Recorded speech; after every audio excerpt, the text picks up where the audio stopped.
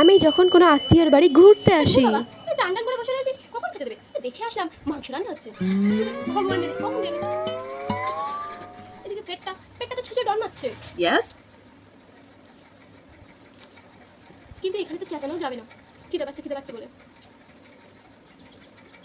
কখন আসবে কে জানে।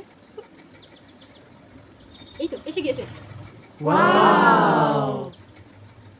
কি নে মাংস খা। আরে তুমি আমাকে একটাই দাও, আমি বেশি খাই না, আমি ডায়েট করছি জানো তো। দাও দাও একটা দাও, হ্যাঁ এই একটা দাও, ঠিক আছে। হ্যাঁ একটু করে ঝোল দাও। হ্যাঁ হ্যাঁ হ্যাঁ হ্যাঁ এটাই আমার হয়ে যাবে, এটাই আমার হয়ে যাবে। বাহ মাংসটা তো খুব ভালো হয়েছে, কিন্তু চাও যাবে না, পেস্টিস পাঞ্চার হয়ে যাবে যে।